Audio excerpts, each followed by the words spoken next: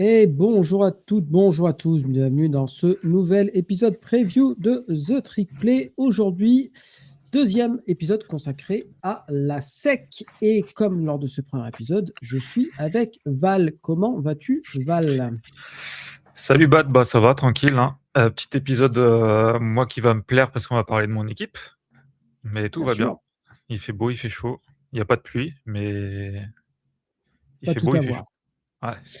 En plus, on va commencer par une équipe dont tu connais très bien le quarterback, puisque là, qui dit deuxième épisode dit forcément deuxième partie de l'alphabet. Donc, on va parler de Mizzou aujourd'hui, on va parler d'Oklahoma, de Ole Miss, bien évidemment, de South Carolina, de Tennessee, de Texas A&M et de Vanderbilt. Donc, on a du pain sur la planche. Et donc, je te propose directement de commencer par les Tigers de Missouri. Une équipe, donc, comme je viens de le dire, menée par un ancien quarterback d'Ole Miss, Austin Simons, avec pas mal d'armes offensivement. On pense à Amadari, à Kaiden Green, le tackle. On a cette impression toujours que cette équipe de Mizzou, elle a du mal à passer un cap et d'être vraiment une équipe qui compte. C'est une équipe qui est toujours borderline entre la 20e et la 30e place, on va dire, à peu près en termes de qualité. Est-ce que tu penses que cette année, ça peut être la bonne, sachant que l'année dernière, il reste quand même sur une saison tout à fait correcte avec un bilan de 8-5. Mais c'est toujours ça, Mizzou. Tu as l'impression qu'ils sont toujours en 8-5, en Mm. fait. Ben écoute, non, je pense pas que ce sera cette année-là parce que ils ont fait des petits changements sur l'attaque qui devraient bien fonctionner si ça fonctionne et notamment au poste de quarterback. Mais c'est surtout au point de vue de la défense, ils ont perdu énormément entre la draft et le portail des transferts. Et c'est là où, tu sais, on parle souvent d'équipes qui n'arrivent pas à avoir tout en même temps. Et ben, Missou, c'est un petit peu Mhm. ça. Ils ont perdu leur edge Zion Young à la draft. Ils ont perdu Josiah Trotter, le linebacker, aussi à la draft. Chris McClellan, le defensive tackle. Toriano Pride Jr., même si c'était pas un crack, bon, il était titulaire ou quoi. Donc voilà, ils ont perdu dans la défense. En attaque, c'est un petit peu moindre. Ils ont perdu entre guillemets, que Kevin Coleman et Keegan Trost. Maintenant, ouais, bah, sur le portail des transferts, ça perd encore aussi en défense. Ça perd Damon Wilson qui part à Miami, qui était un pass rusher Mhm. très intéressant, enfin qui sera très intéressant à suivre sur cette saison et pour la prochaine draft. Ils ont perdu Marvin Burks, leur safety, qui est parti vers Wisconsin. Et ils ont perdu une petite cible de choix qui est Marquis Johnson, qui est parti vers Mississippi State, ainsi que leur QB, Beau Pribula, parti vers Virginia. Bon, c'est pas nous, c'était pas un bon QB de college football, mais voilà, je suis pas sûr que ce soit une énorme perte. Le plus gros problème, je pense que ça se passait plus au niveau du cordeau off. Sur ces 2 dernières années où moi j'ai trouvé ça, assez problématique pour en avoir parlé avec Jonathan qui, tient le compte, de Missouri France, pardon. Bah, écoute, ouais, c'était vraiment le système est vraiment très, très faiblard. On en avait parlé aussi pendant la draft de Luther Burden où, ça avait été problématique sur sa dernière année.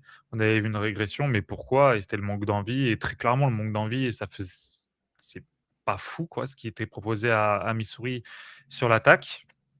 Maintenant, ils ont quand même des joueurs intéressants sur la O-line et notamment un gros prospect. Ils ont réussi à rajouter, DJ Jones sur leur classe de recrutement, qui est le 23e, non pardon, qui est juste Didier Jones, qui est le 11e meilleur offensive tackle de sa QV. Hem, Ils ont réussi à faire venir aussi, bah, entre autres, Austin Simmons au poste de Mhm. quarterback, mais aussi Caden Lee, le receveur, qui est un très bon receveur de college football, et Chris Grave, junior, le cornerback, qui tous les 3 viennent de Ole Miss. Il y a des petits ajouts assez sympas par-ci par-là, mais c'est pas eux qui vont te faire passer un cap et surtout, je vais revenir sur Austin Simmons qu'on attendait, Mhm. comme, le quarterback titulaire pour cette saison à Ole Miss, en Mhm. sachant que lui, il était là depuis, si je dis pas de bêtises, depuis ses 16 ans, puisqu'il a été, tu sais, reclassé, 1 ou 2 ans avant, mais je crois il est arrivé super tôt, donc il est encore assez jeune, mais il s'est fait bench par, Mhm. par Trinidad Chambliss parce que plein de bêtises. Tu sens le mec a beaucoup de talent, mais il a encore beaucoup de mal à lire une défense. Il fait avec des choix très, très litigieux pour pas dire, mauvais. Et je pense que cette année en attaque, si, alors tu as Ahmad, Hardy, super, mais si ton attaque, à la passe, elle marche pas, bah, forcément, ça va être plus facile pour les défenses de se concentrer sur le jeu au sol et ça va un petit peu enfermer, Ahmad Hardy.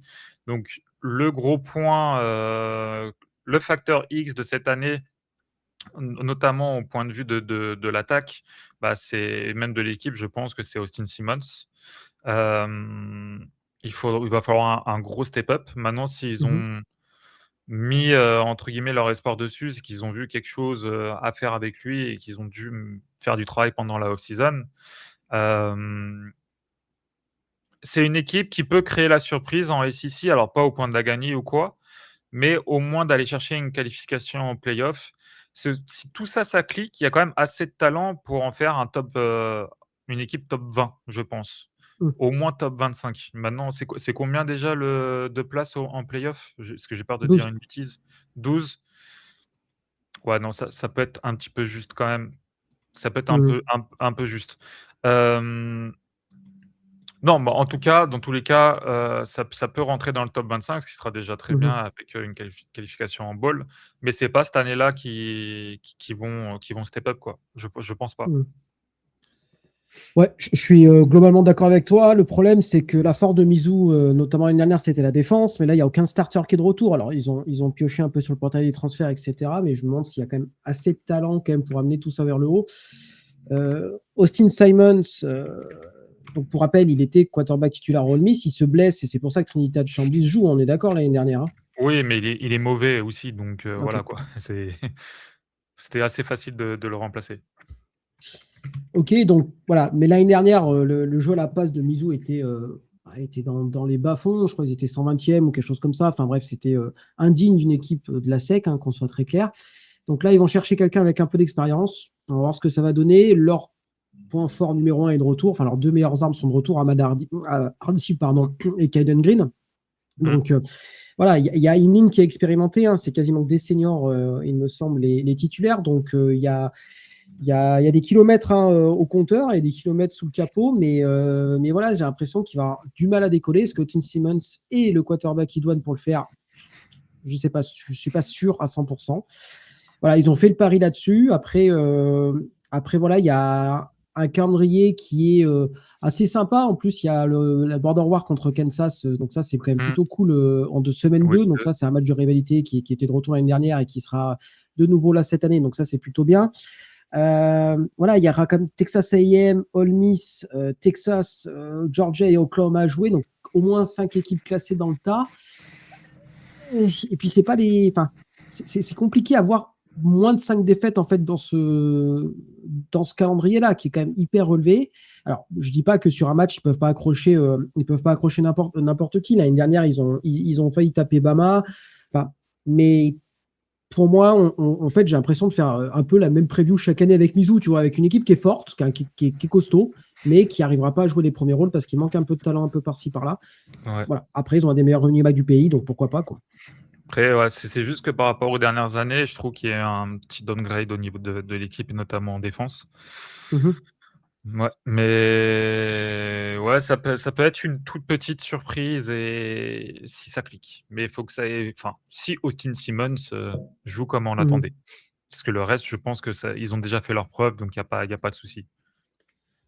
Ouais, parce en plus, en dehors de ça, en dehors des équipes classées, ils jouent quand même Florida, c'est quand même pas être simple.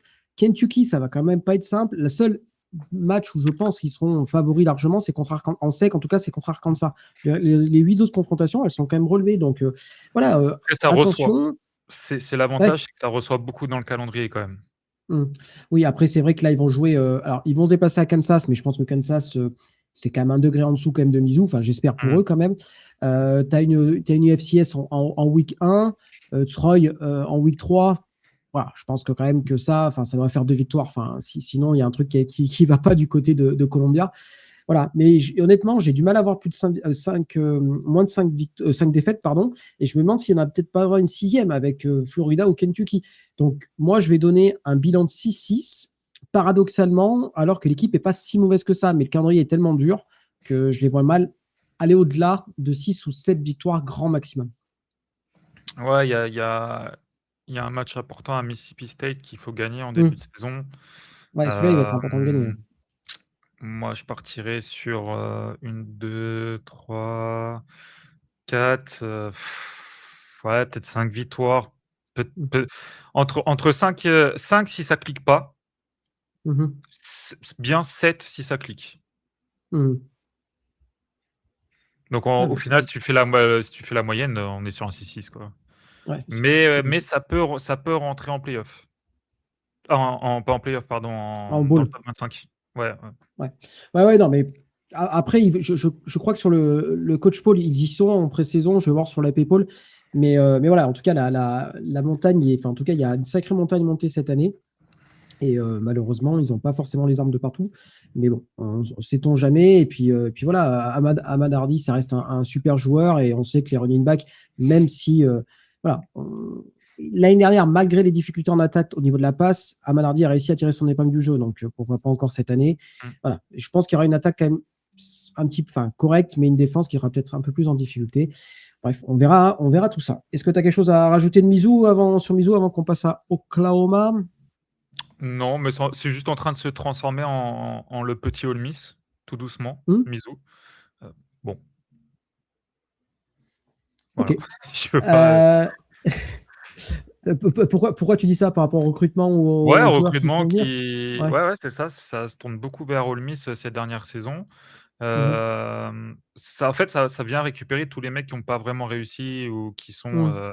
limite dans les grosses équipes de SEC. Mhm.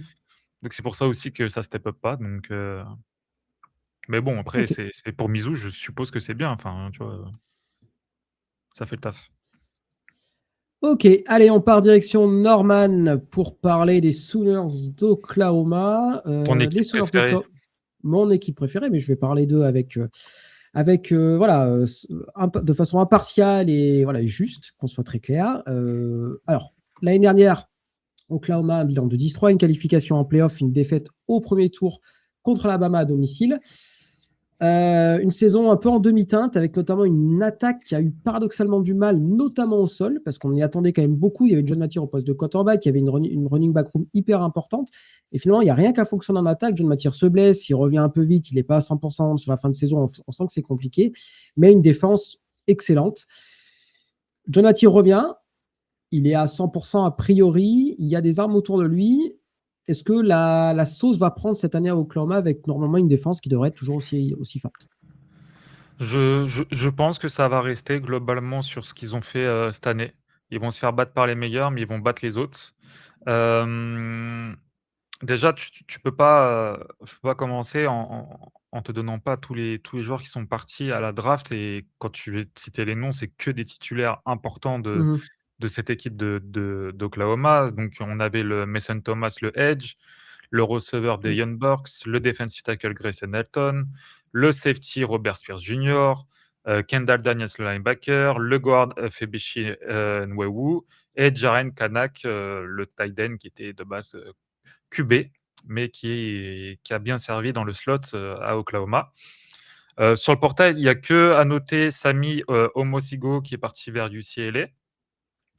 Donc tu te dis: «Oh putain, ça perd pas mal», mais sur le portail, ça va bien chercher des très bons joueurs, ça travaille très bien. Ça va chercher Parker Livingston de Mm. Texas, c'est un peu un Tout à espèce fait. de speedster, assez intéressant, qui va être assez intéressant à suivre cette année.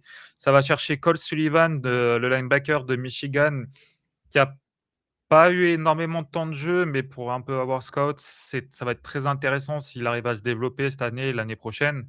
Je sais, c'est un peu un off-ball linebacker. Il pourrait avoir une belle cote à la draft si, tout le bien que je pense de lui, se développe cette année. Ils sont partis chercher le tight end de Florida, Hayden Hansen, et le tight end de Tennessee, Jack Van Dorselar, le receveur, Trell Harris de Virginia et ça va chercher Emarion Harris, le tackle de Arkansas et le freshman cornerback Dakota Fields qui était 11e de sa classe à Oregon. Donc sur le portail des transferts, ça fait quand même un beau taf. Sur la classe de recrutement, c'est un composite, de numéro 15, donc c'est assez solide et quand tu tu imagines un peu l'équipe pour cette année, bah, tu te dis: «Ouais, globalement, c'est solide», mais il y a un point faible pour moi, c'est le jeu au sol. Ça manque un peu de talent au poste de Mmh, running back à mon goût. Peut-être aussi un petit peu sur la O-line, mais bon après ça développe mmh, plus un jeu à la passe avec, John Matier donc voilà, c'est un peu comme, Georgia et Mike Bobo, sauf que c'est inversé quoi. Moi je trouve ça toujours intéressant d'avoir un jeu au sol pour pouvoir développer un jeu aérien, mais c'est leur faiblesse. Par contre, il y a un front seven très solide avec un joueur, star, au milieu de cette D-line qui est le defensive tackle David Stone. Un poil surcoté, à mon sens pour l'instant, OK. mais très, très bon joueur, mais voilà, poil surcoté sur le sens où c'est pas un 1er round, 15e choix de draft comme on le voit Mmh, actuellement. Mais c'est un très bon OK. joueur, c'est juste qu'il était globalement dans la rotation, c'est quelqu'un qui se crame très vite. Donc on va voir s'il va réussir à prendre le pas parce que, il manque quand même Grayson Halton à ses côtés. Maintenant tu as toujours, le edge, je vais retrouver son nom, Oklahoma, Taylor Wynn. Mmh, Heu, voilà, ça reste limité, mais ça c'est quand même un point de vue NFL, mais ça reste quand même, au point de vue college football, assez intéressant d'avoir ça à côté de lui et tu as un petit facteur X à mon sens, c'est l'autre edge, Adebawore, qui était un 5 étoiles, 2e meilleur edge du pick qui rentre dans sa saison senior et qui n'a jamais rien fait, hormis un mmh petit mh, peu la saison dernière. J'ai un peu regardé ce que ça donnait. Tu sens que le mec a été 5 étoiles parce qu'il était, ultra costaud et physiquement, il devait dominer en high school. Techniquement, ça flash quelques trucs, mais je pense que si ce gars, il arrive à pendant l'off season à se développer techniquement, tu vas pouvoir avoir un très, très bon edge setter à côté d'un Taylor Wynn et d'un David Stone et là, ça fait quand même une D-line mmh, qui est vraiment pas mauvaise. Donc voilà, un front seven globalement qui est solide. Une équipe qui est solide, mais est-ce que ça va venir, taper, je sais pas, un Ole Miss par exemple? mmh. Non. Est-ce que ça va venir taper un Texas A&M? Je pense pas. Donc on est toujours un peu dans le même truc, 2 poils à gratter de la SEC, mais ça manque, peut-être un grand joueur ou 2 pour aller, step up quoi, à mon sens Ça toujours. ça manque d'un je pense que ça manque d'un grand running back, en fait, tout simplement, quoi. Je pense que pour faire décoller cette attaque et comme tu l'as dit, on l'a dit juste avant avec Mizou, avec une attaque unidimensionnelle, bah, c'est plus simple aussi aux défenses de lire ton jeu, hein, qu'on soit très clair. Hem, John Mathieu, est-ce que tu l'as un peu scout? Qu'est-ce que tu en penses, toi, de ce joueur-là? J'ai regardé vaguement, Mmh mh. moi, c'est le genre de joueur que j'aime bien parce qu'il a un bras talentueux. Tu sens que le mec, je dis ça comme ça, mais je pense qu'il a dû jouer au baseball, dans sa tendre enfance et ça Mmh. se sent. Mais, d'un point de vue college football, en tout cas, ouais, c'est un très bon quarterback de college football. Il y a pas de souci. Après, j'ai pas non plus, posé les yeux comme un fou sur l'attaque Mmh. d'Oklahoma, loin de là, à part pour Deion Burks, à draft dernière. Donc je peux pas t'en dire plus, mais moi, si, John Mater était QB à Ole Miss, j'aurais aucun souci, je serais content. Donc, c'est que ça va. OK, c'est que ça on est d'accord, c'est que ça va. Petit prono, alors le calendrier, d'Oklahoma, il y a un déplacement à Michigan en semaine 2, voilà, qui va être, compliqué, hein, mais je pense, que les Sooners ont les armes pour s'imposer du côté de Ann Arbor. Georgia en fait, il y a un début de calendrier qui est quand même pas simple, hein. Il y a Michigan en semaine 2, Georgia en semaine 4, donc là aussi, c'est 2 déplacements et derrière, tu as un bye week, le match contre Oklahoma, donc en fait, contre Texas, pardon, donc tu peux si ça va pas, tu vas être à 2-3 hein, au bout de 5 semaines, hein, donc voilà, donc faut faire attention.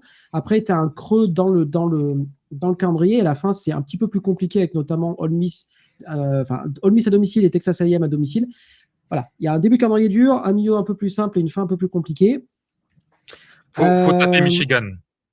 oui, il faut taper Michigan, ouais, je suis d'accord. C'est les plus abordables dans ce début de calendrier. Faut taper Michigan pour pas se mettre, enfin pour pouvoir espérer dans la suite de la Mm. saison, quoi. Ouais, non, mais bien sûr, parce que de toute façon, l'objectif là, d'Oklahoma, c'est de retourner en playoff, d'espérer gagner un match cette année. Mais voilà, il ne faudra pas laisser trop de matchs en route. On sait que l'année dernière, ils ont été capables de gagner voilà, des gros matchs. Ils ont tapé Alabama, par exemple, l'année dernière, on se souvient. Ils ont tapé LSU. Ils ont eu on va dire, quelques plus de difficultés contre Ole Miss, notamment, et contre Texas. Voilà, c'est un petit peu compliqué en ce moment contre Texas. Mais voilà, il va falloir 2 voire 3 défaites grand maximum pour espérer se qualifier en playoff en fonction de contre qui ils perdent. Voilà, mais je trouve quand même le calendrier vraiment, vraiment complexe, avec une fin, voilà, gérée. Voilà, Ole Miss à domicile et Texas A&M à domicile, c'est pas des cadeaux. Voilà, moi je pense qu'ils vont taper Michigan à Michigan parce que même si voilà, j'aime bien cette équipe du Michigan, je pense que Oklahoma a un petit peu plus de talent. Mais voilà, Georgia et Texas, je vois 2 défaites encore une fois cette année. Et j'ai peut-être une laisser un troisième en route, soit Ole Miss, soit Texas A&M à domicile. Donc je vais donner un bilan de 9-3 à mon avis, moi, pour les Sooners cette année. Mmh, je suis entre 7 et 8 victoires, moi. Entre Ok. 7 et 8 victoires. Heu, Parce que, ouais, je les vois pas battre, Ole Miss ni, Texas A&M. Par contre, bah, comme je crois que je l'ai dit, ça va battre tout ce qui est en dessous, les South Carolina, Hmm. Mississippi State, Mizzou, Kentucky, je pense que ça va battre tout ça. Donc ouais, 7 victoires, je pense, peut-être 8. Peut-être 8. Ok. Ok. Et ben, c'est noté. Donc voilà, c'est dans la boîte. J'ai pronostiqué plus de victoires pour OU que Valentin. Voilà, je tiens quand même à le dire. Donc c'est important que les gens sachent, comme on dit. Exactement. Et ben, on va passer à tes Rebels, mon petit Val Ole Miss. Bon, après une saison exceptionnelle l'année dernière, on peut. Alors, est-ce que tu es content ou pas content finalement de la saison l'année dernière? Est-ce que jouer une demi-finale, c'est cool, Bah ou est-ce oui, que tu te dis il y a un petit coup d'inachevé quand même? bah oui, je peux pas dire je suis pas content. Il y a un match exceptionnel face à Georgia. Derrière, contre Miami, on perd sur, une DPI. Heu, oui, je suis content. Maintenant, ouais, tu le petit truc de, putain, il manquait pas grand-chose. Mais aussi, si on est honnête, Chambis, il est pas loin de se faire intercepter 4 fois dans le match, donc ça aurait pu être pire que Mm. ça. Donc je Mhm. pense qu'on a fait le parcours qu'on devait faire. Et c'est très bien. C'est très bien, c'est super et il y a rien d'autre à dire. Ok, Hem, donc maintenant, objectif, voilà, passer un cap encore une fois et potentiellement mmh, jouer le titre. Trinidad Chambly, c'est de retour. Il y a eu le départ de Lenky Finn, l'arrivée de Pete Golding. Voilà, mais il n'y a pas eu tant de départs que ça. Je trouve que ça a été plutôt. Enfin, c'était un signe quand même positif. Il y a eu des départs, mais tu vois, c'était pas non ouais. plus l'exode comme on aurait pu penser. Bon, c'est quoi l'objectif pour toi, Val? Bah, pour moi, l'effectif, c'est de f l'objectif, pardon, c'est de faire, aussi bien, voire mieux. Hum, Maintenant, tout dépend de qui tu vas jouer en play-off, c'est comme tout. Hem, tu dis qu'il y a pas quand même beaucoup de monde qui est parti. Je trouve que si, même malgré, hum, que, hum, Pete Golding a fait du très bon travail sur, le fait de pouvoir garder les joueurs et c'est là que tu vois que, Tulane Kiffin, qui veut se faire passer pour un grand recruteur ou quoi, les gens, ils étaient pas forcément là pour Lane Kiffin, à Ole Miss. Et alors je parle de mon expérience personnelle, les gens, hum, ils ont peut-être du mal à s'imaginer, mais Oxford, je pense que c'est un petit patelin vraiment à part où tu te sens très facilement très bien pour avoir parlé avec des parents de joueurs et des joueurs directement. hum, Les mecs disent: «C'est à part, c'est vraiment autre chose et on se sent bien». Donc c'est pour ça que je pense qu'on arrive à faire venir, comme je l'avais dit sur le dernier épisode en 2027, une très belle classe de recrutement.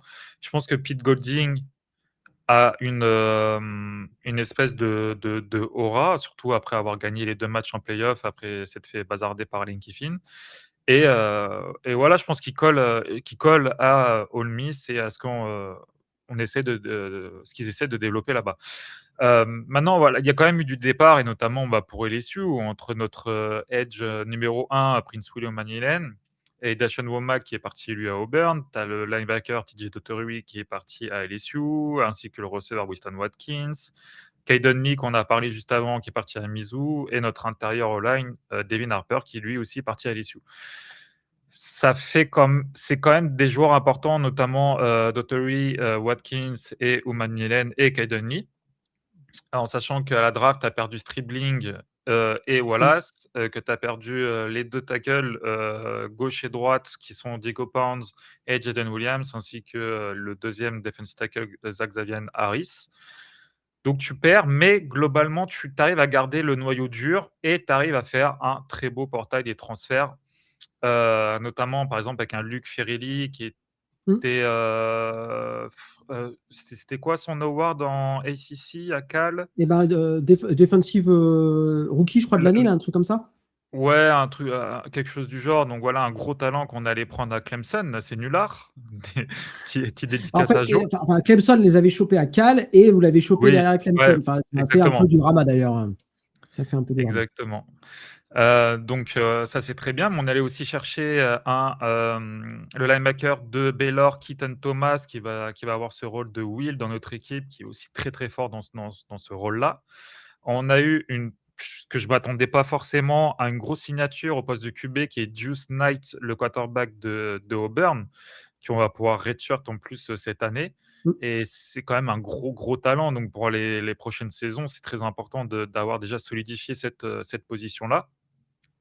Mais sinon, sur des joueurs qui vont nous apporter vraiment, sur cette année, tu as, Edwin Joseph, le safety de FSU qui est très intéressant. Joenel Aguero qui va peut-être se replacer en safety et pas jouer nickel chez nous comme il le faisait à Georgia.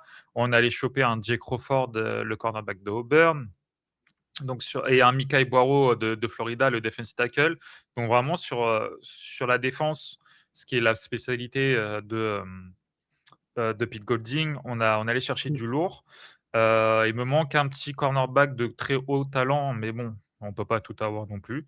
Et sur l'attaque, on allait chercher un Tommy Kinsler de Fourth à Miami, qui est un espèce de titan gigantesque. Voilà, ça va être assez intéressant à voir comment ça se développe. On allait chercher Karius Kern à LSU, qui d'ailleurs a été arrêté en avril pour vitesse, fuite et possession de drogue. Bah, par contre, j'ai pas vu que ça allait plus loin que ça. Donc bon, je sais pas comment ça va se dérouler, mais à mon avis, il sera Mmh. sur les terrains, hein, pas de souci.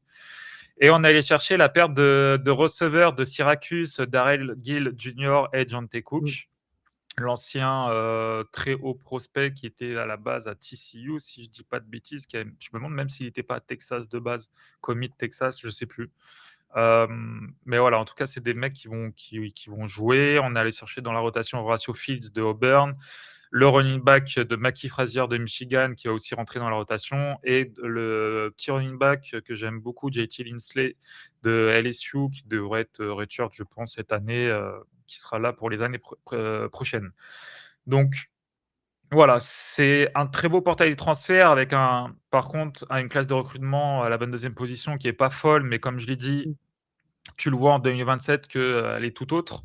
Donc tu sens que le travail, enfin moi en tout cas, moi je m'inquiète pas que le travail de Pete Golding, il va se faire et notamment, tu sais, on a l'arrivée de Baker qui était, en coordinateur offensif, qui était coordinateur Mmh. offensif à, East Carolina, qui est à peu près dans les mêmes, systèmes que Charlie West Jr. Donc de ce côté-là, nous, ça ne devrait pas nous poser de problème, donc c'est quand même un point important. Parce que quand tu penses à un Trinidad Chamblis qui a connu, plusieurs systèmes chaque année, Incroyable. voilà, ça aide pas, mais le mec a réussi à jouer l'année dernière, donc je me pose pas de questions pour cette année. Et puis on a, peut-être même le meilleur duo, QB C'est running sûr. back du college football avec Kiwan Lacy qui est, à mon sens, le joueur star, parce que quand le mec il fait, la pochette de College Football 27, c'est la star de l'équipe. Mmh. Bien sûr. Il a pété le record de Quinshon Jenkins, 25-27 TD l'année dernière, je sais plus. Donc voilà, et même si tu dis, même si les 2 ils se pètent, tu as Deuce Knight, JT Mmh. Linsley, Mackie Frazier et d'autres encore. Donc en fait, tu te dis, alors ce sera pas du même niveau, qu'on soit bien d'accord, mais tu Mmh. t'inquiètes même pas énormément. Donc c'est qu'on a fait un beau travail de ce côté-là. Tu as un match important qui arrive en week 3 face à LSU. Je vous fais pas de dessin, on a un peu parlé pour LSU, il faut le gagner. Mmh. Voilà, même que ce soit une question d'ego ou quoi, même dans la course au titre, il faut Mmh. le gagner, il y a pas le choix. Et il y a un match, à Texas en week 7 ou peut-être week 8, je sais plus s'il y a une bye week avant, qui sera ultra important toujours si on veut aller chercher le titre de SEC. Donc voilà, moi je pense pas qu'on gagne, la SEC. Mmh. Je pense qu'on se qualifie en play-off, ça il y a pas de souci et ouais, c'est après, tu sais, c'est au match, donc mais au moins faire pareil, au moins faire pareil. Et après, il Mmh. faut voir qui on joue en demi ou Ouais, quoi. tout à fait, ouais. Il y a d'autres paramètres qui rentrent en ligne Ouais, de bien compte. sûr, tu joues je sais pas, un Ohio State en demi, bon, Ouais. On est d'accord. Bon, moi, je partage un peu ton optimisme, hein, quand même, parce que bon, il y a quand même du talent partout. Moi, j'aime bien le tight end Luke Hasz, qui vient de l'Oklahoma. Il était joueur à Bixby, donc un des meilleurs lycées du pays. Il était parti du côté d'Arkansas, et puis après, il avait ouais, transfert il y a 2 ans, je crois. C'est un joueur Ouais, que il était j'aime bien et blessé l'année dernière, je sais pas, en fait, on n'a jamais su. Je crois il a OK. catché 2 ou 3 ballons max dans la saison et un TD genre en play-off. Mmh. Mais J'ai vu l'image, je dis: «Mais c'est vrai qu'il est remis», j'avais zappé qu'il était ouais, remis, mais ouais. alors je C'est une sais pas s'il était grosse blessé star ou quoi. lycéenne dans l'État à l'époque. Ouais, donc moi je partage quand même ton optimisme, hein. Je veux dire, tu as un duo, peut-être le meilleur duo running back quarterback du pays, hein, Chambly Lacey, c'est quand même difficile de faire mieux. Tu as la profondeur au poste, voilà, sur les postes, ces postes-là. Donc en plus, voilà, tu es un peu moins stressé. Comme tu dis, tu as une ligne t'as 3 retours titulaires, donc voilà, donc avec de l'expérience, donc c'est plutôt pas mal. Après, voilà, tu as la défense peut-être un peu jeune ou un peu nouvelle, donc à voir ce que ça va donner. C'est ouais, le Moi, il y poste a de corner où tu te poses des questions, quoi, hmm. en défense. Moi, il y a ce match en week 1 quand même contre Louisville voilà, qui va être sympa et qui, tu te dis, attention à Louisville quand même, parce qu'il ne faudra pas Ouais, les attention. sous-estimer, qu'on soit très clair. Après, on les a joués il y a 2 ans, je crois, on les a éclatés. Hmm. Hmm. Ah attends, je suis d'accord, ça reste un gros match d'entrée, tu vois? Hmm. Mais on les a éclatés il y a 2 Hmm. ans et je vois pas comment on les éclate pas cette année non plus, tu vois? Donc, ça sera du côté de Nashville, hein, c'est un match sur terrain neutre. Et puis après, derrière, je trouve que il y aura voilà, 4 matchs contre équipes classées, a priori, donc LSU, Texas, Georgia et Oklahoma. Mais en dehors de ça, c'est quand même très ouvert. On a vu que bah voilà, Ole Miss est capable de gagner ces gros matchs-là, donc il n'y a pas de raison qu'ils arrivent à en taper un ou deux, par exemple, sur le chemin, type à Oklahoma, je vois bien aller gagner à Oklahoma, par exemple, Mmh. on a parlé juste avant. Euh, voilà, et les Sioux, je pense qu'ils seront favoris et je pense qu'ils ont tellement mis cette pancarte sur ce match-là à mon avis, voilà, ils ne voudront pas perdre. Attention à ne pas être trop gouverné par ses Ouais, émotions aussi ouais. sur ces Mmh. matchs-là. Parce que ça va être En le fait, feu, moi, hein. Ça va être une ouais. dinguerie, hein. Ça va être En vraiment une fait, moi, folie. il y a un match qui me fait paradoxalement assez peur, c'est le match à Florida juste après le match contre LSU, tu vois. Mmh. Attention à pas la redescendre, La tu sais, d'une décompression, euphorie ouais, hypothétique ouais, ouais, à une ouais. décompression. Parce que Celui-là, il me fait un petit peu peur. pour avoir fait 2 matchs à Oxford contre LSU, Hmm. j'ose même pas imaginer ce que ça va être celui-là.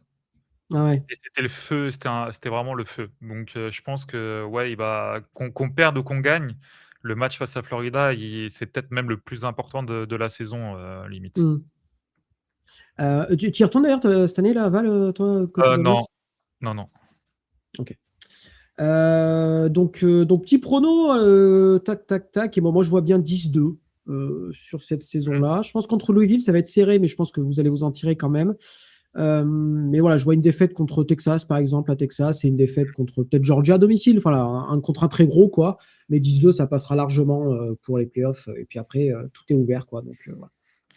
Moi, je pense qu'on perd contre Texas, même si je pense qu'on a une chance. Mhm. Mais en fait, ouais, je ne vois pas perdre contre Georgia et LSU. Mais je Ok. nous vois bien paumer un match à la con, genre Florida ou un truc Florida, comme on ça. parlait juste avant. Donc ouais, entre le 11-1 et le 10-2, mais ce qui sera suffisant pour le play-off et c'est ce qui m'intéresse. Mhm. Tout à fait. Ok, ok. Direction South Carolina maintenant, à Columbia dans la Caroline du Sud. Bon, bah, je sais pas trop quoi dire sur South Carolina. C'est quand même une équipe qui déçoit année après année. Est-ce que cette année, ça sera différent? J'en sais rien. Il y a du talent, il y a des playmakers, on a l'impression, mais ça arrive jamais à passer un cap. Et l'année dernière, ça reste quand même sur une saison à 4-8, c'est quand même pas bon du tout. Shane Beamer, le head coach, il est quand même sous pression. Moi, je le vois bien sauter là, d'ici la fin de saison, hein, qu'on soit très clair. Est-ce que tu y crois, toi, dans ces Gamecocks, toi, cette année? Non, non, non, non, je suis désolé, non. Et franchement, les Gamecocks qui sont nuls, mais qui continuent à réussir à choper un cornerback 5 étoiles, pour Mm, 2027 qu'ils ont payé une fortune. Tu sais pas pourquoi, parce qu'ils sont nuls chaque année, donc voilà. Écoute, sur le papier, tu as du talent, c'est indéniable.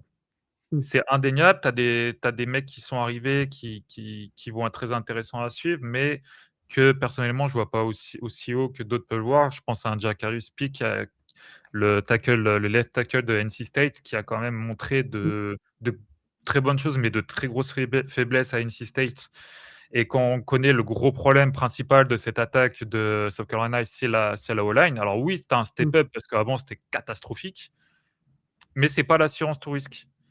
Donc, tu as un QB qui a beaucoup de mal qui prend beaucoup de sacs à cause de lui parce qu'il a du mal à prendre des décisions et tu as la O-line qui l'aide pas aussi C'est le principal problème et je suis pas sûr que cette année, avec, le peu d'arrivées qu'il y a sur la O-line, je pensais aussi à Emmanuel, Poku de East Mmh. Carolina, qui très intéressant, mais encore une fois, derrière, ça joue des D-line de SEC.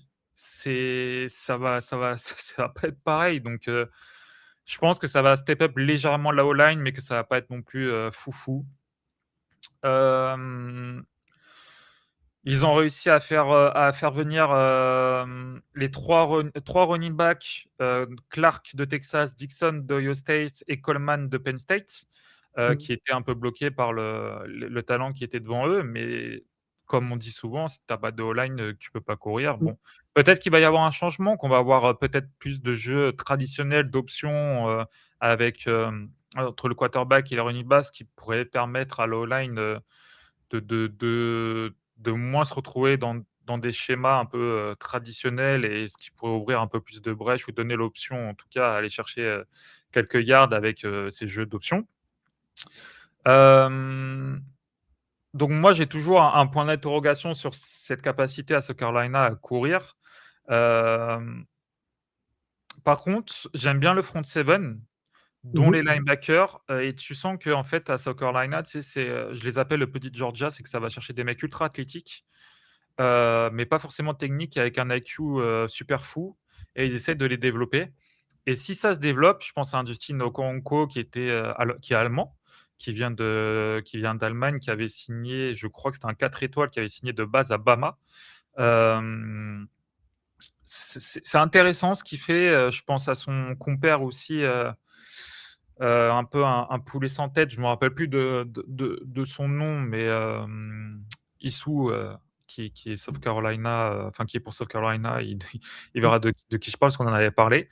Hem, voilà, si ces mecs-là, ils progressent sur l'IQ notamment, ça pourra devenir très sympa. Par contre, bah, ouais, ça a quand même perdu aussi sur les dans le backfield, ça a perdu Kilgore, ça a perdu Cissé pour la draft, ça a perdu Nick Barrett sur la D-line, qui était quand même un très bon joueur. Ça a perdu, dans le portail des transferts, Desmond, Umeozulu, qui est parti à Alabama. Alors c'était dans la rotation, mais c'était une rotation importante.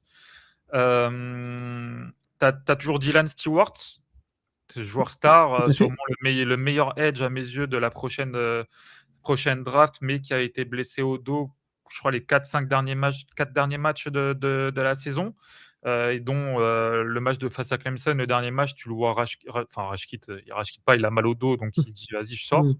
Hem, Pareil, grand talent, mais tu vois que le développement est pas forcément fait techniquement, Mmh. donc tu te poses toujours ces questions. Tu as des mecs de gros talent, hyper athlétiques, mais j'ai du mal à percevoir ce développement technique, et c'est assez frustrant. Donc voilà, si ça se fait pour le front, pour globalement la défense, je m'inquiète pas Mmh. trop, mais c'est toujours cette attaque, moi, qui m'inquiète, qui me fait peur, quoi.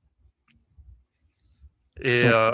en sachant qu'aussi, il y a eu un gros départ, c'est le tight Michael Smith, qui est parti vers Ole Miss, qui était dans le top 5 au poste. Hem, Ils ont perdu aussi leur, offensive tackle titulaire, Babalade, qui est parti vers Nebraska, et leur receveur Mmh. Vandrevius Jacobs, qui est parti vers Miami. Ouais, alors tu as toujours, l'athlète là qui fait de l'athlétisme, comment il s'appelle lui?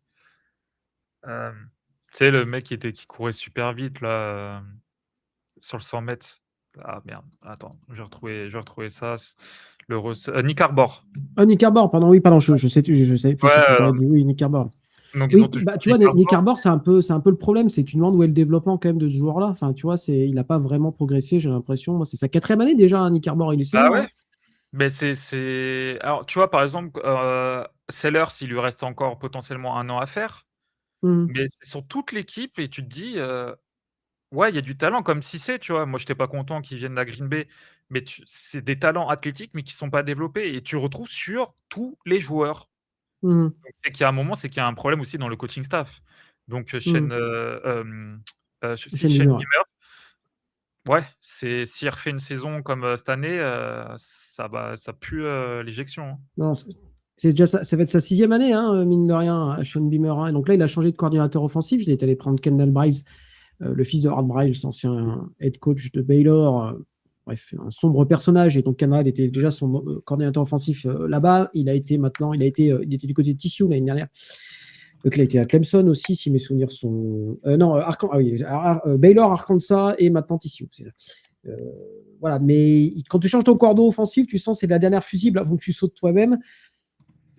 Il a été correct du côté de TCU, mais ça n'a pas non plus été la folie furieuse.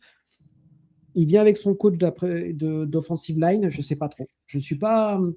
Moi, j'ai peur. Moi, je pense que ça ne passera pas pour South Carolina. Et comme toi, je pense qu'il y a une bonne défense, il n'y a pas de souci là-dessus. Mais l'attaque, en fait, ils sont capables de tout et n'importe quoi, dire du très bon. De toute façon, on l'a bien vu l'année dernière avec le match contre Texas A&M où il y a quoi, 33 à la mi-temps, je crois, et finissent par perdre 31-3. Donc, capable du meilleur comme du pire. Et quand tu n'arrives pas à trouver un peu un niveau régulier, en fait, c'est ça dont tu as besoin. Et quand tu as trop de haut et de bas, en fait, ça ressemble plus à rien. Et en SEC, c'est pas possible. Le calendrier, il est compliqué, hein, parce que tu as un déplacement à Alabama, un déplacement à Florida, Tennessee à domicile, déplacement à Oklahoma, Texas A&M, Georgia à domicile et Clemson. Ouais, je trouve que c'est dur quand même. Hein. Et c'est dur, et tu te dis, est-ce que tu peux trouver 6 victoires là-dedans? Je suis pas certain. Hein. Je suis pas certain. Je suis pas sûr. Hein. Je suis vraiment pas sûr. Euh, Là, tu as un match qui va ouais, être hyper important. Semaine 3, tu as Mississippi State à domicile. Si tu ne bats pas celui-là, ta saison, elle est terminée. Quoi. c'est mort. Parce que derrière, tu as C'est. Ouais, mais c'est South Carolina, c'est un peu comme Mizzou, en fait, tu as l'impression de tous les ans faire un peu le même état des lieux, quoi. Et pourtant, South Carolina met des sous, très Ouais, ils clairement. recrutent bien. Paradoxalement, ils recrutent quand même très très bien. Et comme tu dis, ils ont cette capacité à choper des 5 étoiles un peu de temps, enfin régulièrement, et de rien en faire. C'est ça surtout qui est un peu frustrant en fait. Ouais, c'est à voir, mais Sellers, ça va être un petit peu le facteur X. Faut qu'il sorte les doigts un Mmh, petit peu parce qu'il y a des fois où je te jure, tu sautes de ta chaise, tu dis: «C'est une dinguerie, le mec, il est mmh. incroyable» et puis, pendant 2 quarts-temps, tu dis: «C'est le pire joueur, college football, quoi». Donc Ouais, c'est ça. il va falloir plus de stabilité. Je pense que c'est le mot pour, South Carolina, un peu plus de stabilité s'ils veulent pouvoir passer certaines équipes et pas se retrouver sur un bilan, très négatif à la fin de la saison. Ouais. Et je suis pas emballé. Je vais donner une, deux, allez, 5 victoires. Voilà, ouais, entre 4 et 5. Je vais dire 4 victoires et 8 défaites, même bilan que l'année dernière. Et un Shane Beamer viré après une défaite à Florida. Voilà, je vois ça avant la bye week, semaine 5. C'est possible, mais moi finirais juste attention à South Mmh. Carolina parce que, UNC, c'est dans le même état, voire pire en ce moment et tu arrives à garder des joueurs de l'État pour l'instant parce que tu restes plus attractif, parce que c'est la SEC et que tu fais un peu mieux que UNC. Mais il faudrait pouvoir, profiter justement de ce moment-là et t'établir en l'équipe de la Caroline et que les mecs ils veuillent, aller dans cette équipe et ça passe par une saison déjà au moins bowl eligible, voire Mmh. positive. Mais ouais, je sais pas s'ils Non, vont mais aller tu as chercher 6 raison, hein, victoires. les programmes de la Caroline du Nord et la Caroline du Sud sont quand même un peu en difficulté. Hein. Clemson, c'est un peu plus compliqué en ce moment. North Carolina, bah voilà, on va pas en parler. Alors, il y a Duke qui fonctionne plutôt bien. Oui, Et c'est NC vrai que State, on verra. Mmh. Mm. Et NC State, c'est pas si mal que ça, mais bon, voilà. Ça Théoriquement, a perdu je veux des dire, South joueurs. Carolina devrait être le programme phare du coin, enfin, au vu de la conférence dans laquelle il joue et de l'aura qu'il pourrait avoir, quoi. NC State, ça a perdu beaucoup de joueurs sauf leur quarterback. Pourquoi? Je sais pas, mais pourquoi il a voulu rester là? Il a eu des propositions, avec beaucoup d'oseille pour aller, notamment en SEC. Mm. Mais ouais, c'est un peu dommage, je trouve qu'il manque, il manque le coach, en ce moment-là Mm. sur ces 2 dernières saisons. Ton prono, pardon, excuse-moi, du coup, sur cette équipe. Je sais pas, je t'ai pas entendu, je Mmh, t'ai pas. franchement, je vois le même bilan, 4-8, 4-8 aussi. Ok. max, mais vraiment grand max. Ça marche. Eh ben, on va partir direction direction du Tennessee, pardon, pour parler des Volunteers. Alors là, ça va être compliqué à prévoir hein, quand même, parce que c'est une équipe qui a beaucoup changé. L'année dernière, bilan de 8-5, saison quand même relativement décevante pardon, pour les Volunteers, avec notamment une défaite contre Vandy lors du match de rivalité là, en toute fin de saison, défaite contre Bama d'ailleurs dans l'autre match de rivalité. Je ne sais pas trop quoi en penser. Il risque d'avoir un quarterback freshman. Je sais pas, j'ai un peu peur, moi. Franchement, ça me fait peur. Et écoute, tu penses que tout va dépendre de Faison Brandon, le quarterback freshman. Je pense que si le mec il clique assez vite, surtout que le système offensif de Tennessee est sûrement un des plus simples à exécuter dans le college football pour un quarterback. Donc vraiment, normalement, tu te casses pas la tête. Et quand tu vois leur receiver room avec le talent monstrueux qu'il y a, au point de vue des étoiles, Mm. une profondeur absolument, folle. Tu as un bon running back, avec Deshaun Bishop, qui sort une saison à plus de milliards. Ils ont perdu, Lance Heard, on avait parlé, leur tackle, mais c'est une équipe comme cette année, ils ont un composite de numéro 8 sur la classe de recrutement. Ça recrute bien, il y a toujours du talent à Tennessee vu ils ont les sacs McDo officiels maintenant, donc il y a pas de problème de recrutement à Tennessee. Les dernières années, ils avaient quand même l'année dernière, un problème de quarterback. Avant, tu avais Nico, Yamaleva, si je me trompe pas, qui était parti à UCLA. Donc tu arrives pas à construire derrière un quarterback et c'est aussi un problème pour développer une attaque, on va pas se mentir. Je c'est vraiment, c'est si le quarterback, il est si solide que ça et qu'il mérite, tout le bien, donc il a été, dit de lui lorsqu'il était en high school, je pense que c'est une équipe qui peut aller taper les playoffs. Parce que leur calendrier est jouable. Ils ont vraiment un calendrier qui est, à mon sens, jouable pour eux.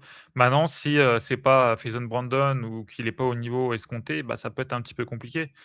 Ils ont, ils ont perdu à la draft, un Colton Hood, bon, McCoy qui avait pas joué, le cornerback. Ils ont perdu, leur receveur numéro 1 Chris Brazzell et leur edge Joshua Joseph, ainsi que Jordan Ross sur le portail des transferts et Boo Carter qui était le nickel de cette équipe.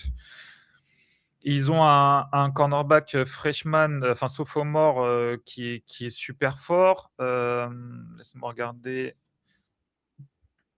Mon board de 2028, c'est Ty Redmond, le cornerback qui est très fort. Voilà, il y a du talent partout, c'est aller chercher le edge Chaz Coleman de Penn State. C'est à Alors, chercher, attention, aussi. attention à Chase Coleman, hein, il devrait pas jouer avec les Volunteers, il était dans des affaires Ah, extrasportives et a priori, ouais, ouais, j'ai pas vu. il devrait pas jouer. OK, j'ai pas vu. Ils sont allés chercher, toujours à Penn State, Amari Campbell et Xavier Gillan. Ils sont allés chercher un petit, TJ Metcalf, le safety de Michigan, ainsi que son frère, Tevis. Ils sont allés chercher le corner aussi, titulaire de Auburn, Keyon Lee, et le outside linebacker de Tulane, Jordan Norman, qui est vraiment pas mauvais. Donc pour moi, tout se résume au quarterback. C'est je peux pas j'arrive pas à trouver autre chose pour Tennessee, ça peut être une saison, surprise, comme ça peut être, une saison moyenne, je sais pas, puisqu'on connaît pas le joueur, donc Ouais, parce que c'est vrai que, comme tu dis, hein, de toute façon, ça sera un freshman qui va jouer au poste de quarterback, hein, que ce soit George McIntyre, pardon, ou mais j'ai perdu le nom de l'autre Faison freshman là, Brandon. qui est. Ouais, merci, c'est ça. Donc voilà, les entraînements de printemps, pas du tout, d'automne ont commencé. Il y a, voilà, Josh Heupel a pas encore annoncé qui sera quarterback titulaire. Après, il y a quand même du talent, comme tu l'as dit, hein. Il y a une room de receveurs qui est quand même intéressant, ce qui fait que le quarterback, il devrait être quand même une bonne position pour performer vite. Donc ça, c'est quand même plutôt cool, mais ça restera quelqu'un qui n'aura pas d'expérience. Donc voilà, attention. Moi, il y a quelque chose que j'ai bien aimé, c'est l'arrivée de Jim Knowles quand même au poste de coordinateur défensif, hein. Je suis obligé de le mentionner, mais voilà, c'est important. Alors, ça a été un petit peu plus compliqué qu'à Penn State cette année, mais je pense qu'il y avait d'autres problèmes à Penn State que la défense. Il sort d'une saison en 2024 exceptionnelle avec le titre avec Ohio State, on s'en souvient. Là, je ne sais pas trop. On va voir. Moi, enfin, je suis incapable de donner un bilan de cette équipe de Tennessee, tellement il y a de paramètres hasardeux là-dedans. Et que l'année dernière m'a un peu refroidi, pour être tout à fait honnête. Je pensais qu'avec Joe Aguilar, tu vois, au poste de quarterback, ça allait le faire. Ça a été un petit peu compliqué. Bon, on va voir. La défense n'a pas été bonne l'année dernière. Ils sont allés chercher Jim Knowles. Sait-on jamais, mais il y a un calendrier qui n'est pas simple quand même. Il y a Georgia Tech en semaine 2. Voilà, Georgia Tech sort quand même d'une saison correcte. Hein. Tu as fait des gros yeux, mais ça reste quand même une Non, saison. non, bah, je suis grand fan de Georgia Tech, c'est juste qu'ils ont perdu beaucoup de joueurs de Georgia Tech, donc si c'était le G-Tech de l'année dernière, oui, je t'aurais Mm. dit: «Là, c'est Bourbier», mais cette année, je sais pas. Ça devrait aller, je pense. Après, voilà, il y a Texas, il y a Alabama, il y a Texas A&M, il y a LSU. Voilà. Ça ne m'étonnerait pas qu'il y ait 4 défaites à la fin d'année, tu vois, au moins 4 défaites à la sortie. Donc, moi, je vais donner un bilan de. Je regarde ce Ah, qui d'autre qui j'avais pas vu joue. Le Texas tout à l'heure. C'est pour ça que j'ai dit que c'était assez Ouais, simple le ouais. schedule, mais j'avais pas vu le Texas. Il y a Auburn aussi, tu vois. Je vais donner un bilan de 7-5. Allez, dans le 8-4. Je vais rester sur le 8-4. Je vais rester sur le 8-4. Donc avec un bilan exactement le même que l'année dernière. Mais voilà, après, il faut voir si tu es. Parce que peut-être aller voir un peu plus loin que cette année. Si tu as des quarterbacks freshman, c'est que tu sais que cette année, c'est aussi pour les développer et pour les années suivantes. Donc voilà. Mais un 8-4, ça serait un 8-4 qui aura un meilleur ressenti que le 8-4 de l'année dernière, en fait, en quelque sorte. Si on en croit le scouting de Andrew Evans sur 247, c'est quelqu'un qui a un quarterback assez précis, qui sait gérer une RPO, ce qui est Mm. quand même fait à enfin, je parle de Brandon Fraser, Mm. ce qui est fait à Tennessee et encore une fois, je le dis, les demandes en lecture et en compréhension du jeu quand tu es quarterback à Tennessee, enfin, je veux dire, si tu n'y arrives pas là, tu y arriveras nulle part donc Mm. je vais partir sur le victoire. Parce que je pense pas que ça devrait être il y a quand même 2 matchs, il y a tro bon, à Georgia Tech, ça peut toujours être Bourbier parce que c'est très bien coaché, mais tu as globalement 3 matchs pour te mettre, dedans, donc je je pense que ça devrait le faire derrière et que ça peut aller chercher, au moins la même saison que la saison passée. Très bien, très bien, très bien. Et ben, direction le Texas maintenant. On va se faire Texas et Texas A&M. On va commencer par les Longhorns, qui sont mes favoris numéro 1 pour le titre national. Voilà, je le dis directement. L'année dernière, une saison très décevante, on va pas se le cacher. Hein. L'année dernière, Val, hein, pour Texas. Euh, un bilan de 9-3 avec notamment une défaite contre Florida, voilà, qui a compté lourd à la fin. Un Arch Manning qui a eu du mal à se mettre en route l'année dernière. Après, ça a été beaucoup mieux sur la fin d'année, qu'on soit très Mmh. clair. Là, il y a eu un gros travail sur le portail des transferts. Il y a du talent partout. Bon, il y a tout, il y a plus qu'à maintenant, non, Val. Il y a tellement de points, je pense, à évoquer qu'on n'aurait pas le temps pour Mm. Texas, cette année. Mais effectivement, Arch Manning, moi, j'étais grand fan, il y a 2 ans, mais sa mécanique de lancer a complètement pété. Pourquoi? J'en sais rien. Il y a quand même beaucoup de fois où tu le vois grimacer quand il lance, donc est-ce qu'il a pas une blessure ou quoi qui l'handicape? Mais mécaniquement parlant, c'est absolument, mauvais.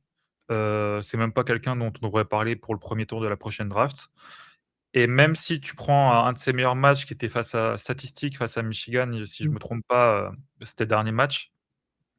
Ça reste très moyen et c'est ce qui me fait le plus peur, pour l'année prochaine pour leur attaque parce qu'ils ont du talent partout, c'est Mm. Texas.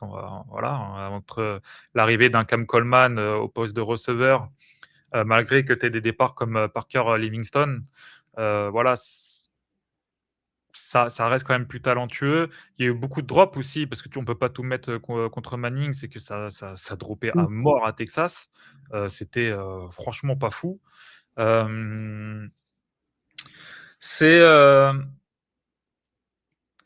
moi, je les mets pas en tant que favori et j'ai Georgia. Maintenant, je les mets kiff-kiff avec, Ole Miss, parce qu'il y a quand même eu, de la perte, notamment en défense. Alors, entre la Mm. draft, Anthony Hill au poste de linebacker, Malik Mohamed au poste de corner, Trey Moore au poste de second, edge, le safety Michael Tafe. Ils ont perdu, Liona Lefau, le linebacker qui est parti vers Colorado. Ils ont perdu un autre linebacker qui est parti, je sais plus où, à Kentucky, si je dis pas de bêtises. Ils ont perdu un linebacker, qui était numéro 3 de sa classe, Elijah Barnes, qui était le freshman que je pensais qu'il allait prendre, la suite. Donc il y a quand même pas mal de départs en défense Et quand tu regardes un peu le portail, en défense, ça va chercher quoi? Le cornerback de Rodgers, Bomasco, s j'aime bien. Ça va chercher, Rashim Byles, le linebacker de Pitt, j'aime bien, Mmh, mais c'est pas extraordinaire et je pense qu'il y a quand même des petits trous. Alors, tu as bien sûr, Colin Simmons, hein, qui est au poste de edge et le joueur star, je pense, de cette équipe, si tu le mets, derrière, juste derrière, mmh, Arch Manning, mais qui devrait être sélectionné avant Manning, à mon sens. Donc, c'est alors, quand je mets, des astérix, attention, c'est Texas, hein, ça doit faire la finale. Je qu'on me dit qu'on me fasse pas dire ce que j'ai pas dit, mais il y a quand même plein de choses, dont un head coach que moi je trouve pas hyper bon, Steve Sarkisian, qui ont passé sa off season à chialer sur Ole Miss en plus. Genre on est le problème en SEC. Hem Ça arrive pas à passer le cap et pourtant, Texas, c'est pas, depuis qu'ils sont à SEC qu'ils ont de la thune à mort et qu'on les attend pour gagner un natty. Donc, moi, Steve Sarkisian, je suis pas loin de penser qu'il est peut-être pas sur le hot seat, mais s'ils font pas une saison où ils arrivent pas au minimum en demi-finale, moi, je pense que je suis pas sûr qu'ils tiennent encore très longtemps et je trouve ça normal parce que quand tu vois leurs classes de recrutement qui sont à chaque fois, très, très bonnes. Hem, que tu vois qu'ils arrivent à attirer des mecs comme, les running backs, Raleigh mmh. Brown de Arizona State et Hollywood Smother de NC State. En fait, tu as des bons joueurs partout, donc tu as pas foncièrement d'excuses, quoi. Donc, Mmh. moi, j'ai juste un mec que j'aime pas, je me rappelle plus de son nom, c'est le quarterback, coach, qui fait les mêmes erreurs année après année selon avec, Quinn Ewers, que ce soit avec Arch Manning. Et c'est 2 mecs dont les mécaniques ont complètement, dégringolé, les mécaniques de lancer, et notamment le niveau de jeu n'a jamais augmenté. Parce que je rappelle, je crois que Quinn Ewers était, la meilleure note possible en high school. Hem, Arch Manning, c'est un 5 étoiles aussi. Mmh. Tu es censé on doit dire, Texas, c'est natty tous les ans. C'est finale tous les ans. Mais pour l'instant, ils y sont jamais allés, quoi. Hem, je partage en fait, moi, je suis d'accord avec toi. Ce qui me fait peur, c'est Sark, en fait. J'ai des doutes sur ce mec et cette capacité à ce qu'il a d'amener un programme au titre, en fait. Et là, ça fait 5 ans qu'il est à Texas, donc c'est sa 6e année. Et je sais pas, il m'a pas donné l'impression de pouvoir voilà, faire passer un cap à cette équipe. Mais en fait, il y a tellement de talent qu'il n'a pas, en fait, tu n'as pas besoin d'un coach super fort quand tu as tellement de talent. Sauf qu'au bout d'un moment, pour passer, quand tu rencontres des mecs de ton niveau, bah, c'est là où les coachs, je pense, sont hyper importants. Quand tu joues Mmh. UTSA ou je sais pas quoi, t'en fous, les mecs, t'étais juste plus fort et merci, au revoir. Enfin, sur le papier, quoi. Mais sur les gros matchs, je sais pas. Je suis un petit peu circonspect. Mais d'un côté, en fait, je me dis, mais il y a tellement de talent. Mais tu vois, la receiver room, c'est quand même un délire. Il y a un one-two punch au poste de running back, c'est n'importe quoi. Ils sont allés chercher sur le portail des transferts, il y a une ligne qui devrait quand même fonctionner. Enfin, l'attaque devrait être vraiment nickel. Tu as un des meilleurs joueurs du pays avec Colin Simons. Euh, Enfin, si tu réussis pas là, je sais pas quand est-ce que tu réussis en fait. T'as Arch Manning qui a eu la pression de l'année dernière avec pré-saison numéro 1 et toutes les contenus que tu peux avoir derrière. Il a joué 13 matchs, donc maintenant il faut pas, enfin, faut mettre la vitesse supérieure quoi. Mmh. Donc voilà, après je sais pas. Euh, pour moi, c'est les gros favoris parce que pour moi, c'est l'équipe la plus talentueuse du pays avec Oregon et Ohio State, ça c'est sûr. Mais en fait, il y a peut-être un peu plus de talent et de profondeur sur certains postes clés, notamment, je pense, sur le sur la ligne où il y a. Enfin, moi, j'ai beaucoup aimé la ligne. Enfin, j'ai beaucoup aimé ce qu'ils ont fait sur le portail de transfert sur la ligne. Mais voilà, après, c'est Texas. Hein, on sait quand ils sont favoris, c'est toujours un petit peu compliqué. Il y a un match en Spen 2 qui va être extraordinaire, c'est la réception d'Ohio State. Ça va vraiment être cool. Ça va être probablement numéro 1 contre numéro 2, numéro 1 contre numéro 3, numéro 2 contre numéro 3 en fonction de Oregon, etc. C'est là qu'on va Ce match-là, évaluer il de va toute être. façon Hum, la possible saison des 2 équipes d'ailleurs, hein, mais surtout hum, parce qu'on a déjà un parallèle avec, cette saison où ils sont déjà affrontés et il y a pas c'était très compliqué pour Texas quand même, hum. notamment en attaque.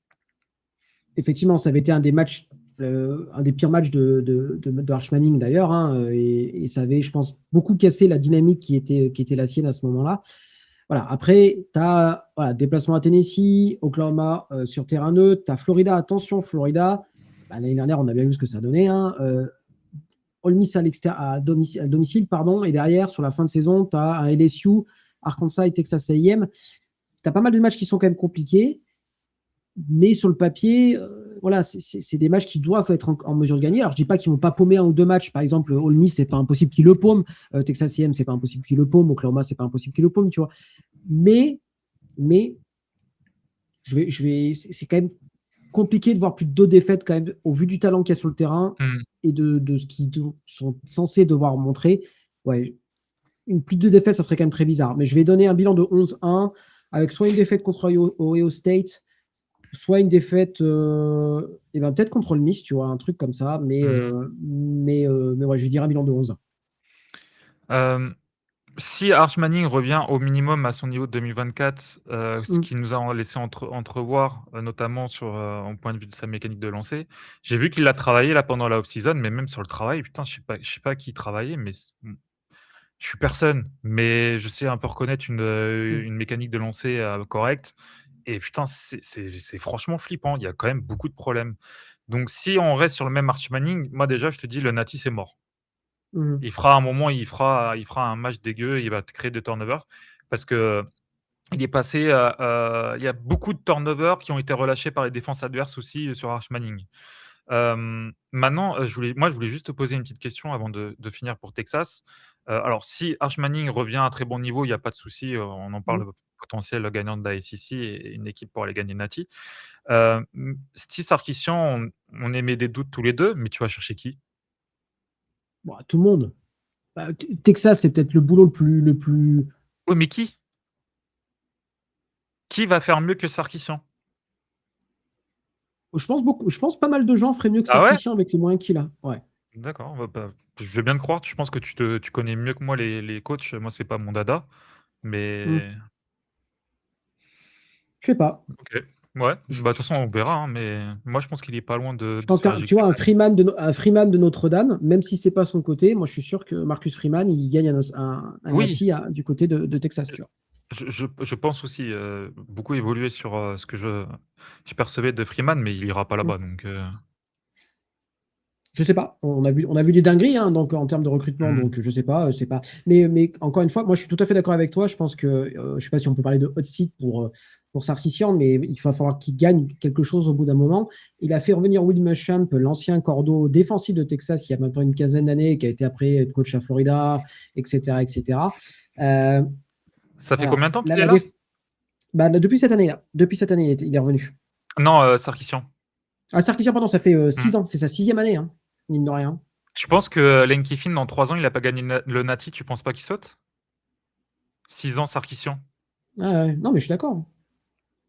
Quand tu vois les Ah, moyens qu'ils ont et les machins, c'est pas ah normal. ouais? Surtout que l'année dernière, tu finis avec 10-3 avec une défaite dégueulasse contre Florida et un match contre Georgia où tu te fais ouvrir en deux. Donc, tu vois, tu Mmh. as quand même des défaites qui sont pas belles du tout, quoi. Ohio State, c'est un mal début de saison, tu vois, c'est un peu différent.